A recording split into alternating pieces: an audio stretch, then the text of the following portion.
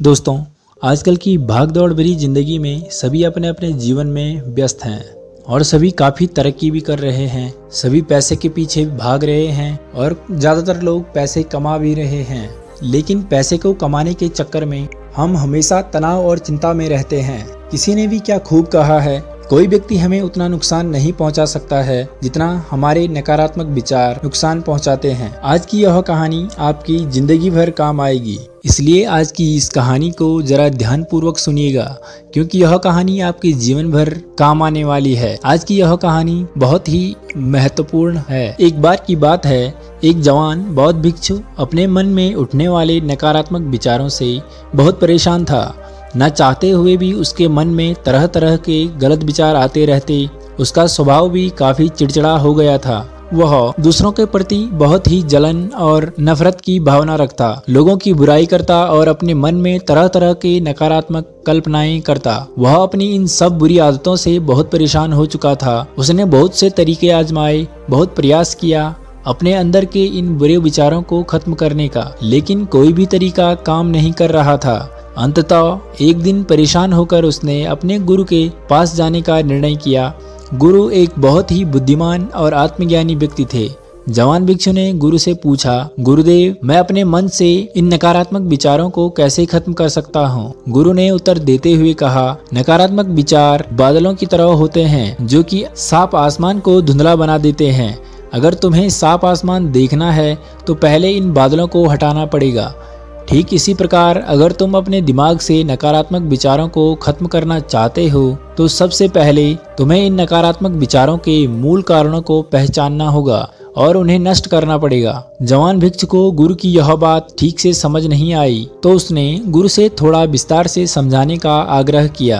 तब गुरु ने शिष्य को एक कहानी सुनानी शुरू की। एक बार एक व्यक्ति जंगल से गुजर रहा था, तभी उसे रास्ते पर एक सर्प दिखाई पड़ा।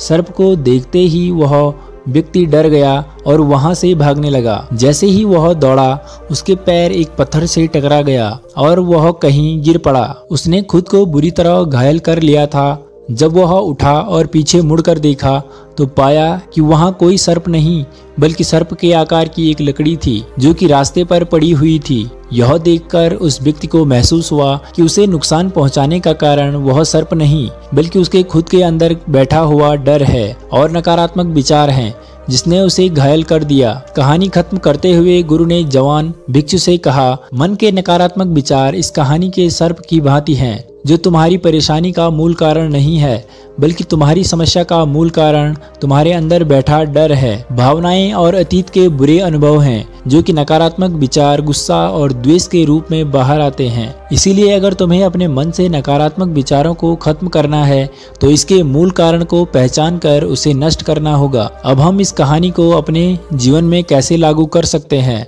इसके लिए कुछ प्रैक्टिकल टिप्स हैं। पहला, जागरूकता का अभ्यास करो। अपने विचारों और भावनाओं के प्रति जागरूक रहो। देखो कि आपके भीतर क्या चल रहा है। आप अपने आसपास की घटनाओं पर क्या प्रतिक्रिया देते हैं।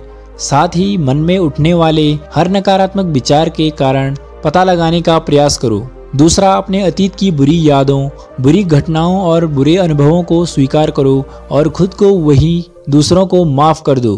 तीसरा, अपने जीवन के सकारात्मक पक्ष पर अपना ध्यान केंद्रित करो और आपके पास जो कुछ भी है उसके लिए ब्रह्मांड का आभार व्यक्त करो। आभार व्यक्त करना हमारे नज़रिए को सकारात्मक बनाता है और हमारे अंदर से नकारात्मक भावनाओं को खत्म करता है। चौथा, दयालु बनो, खुद के प्रति भी और दूसरों के प्रति भी, क्योंकि नकारात्मक विचार अक्सर बुराई और तुलना से पैदा होते हैं। अपने अंदर दया भावना रखकर हम ज्यादा सकारात्मक और संतुष्ट जीवन जी सकते हैं। संक्षिप्त में यह कहानी हमें सिखाती है कि नकारात्मक विचार हमारी परेशानी का मूल कारण नहीं है। असल समस्या तो हमारे भीतर गहराई में छुपी हुई है। इन विचारों के मूल कारणों को पहचान कर हम इन विचारों को अपने दिमाग से निकालना शुरू कर सकते हैं और एक ज्यादा खुशहाल व शांति से भरा जीवन जी सकते हैं। याद रहे, कहानी के सर्प की भांति हमारे ज्यादातर नकारात्मक विचार भी सिर्फ भ्रम मात्र हैं, जिन्हें हम अपने मन में पैदा करते रहते हैं और जिस कारण हमारे मन में मानसिक तनाव बढ़ जाता है और हम हमेशा चिंता में रहते हैं। दोस्तों, अगर आप कहानी में बताई गई बातों को अपने जीवन में उतारते हैं तो आप भी तनाव मुक्त जीवन जी सकते हैं और हमेशा खुश रह सकते हैं।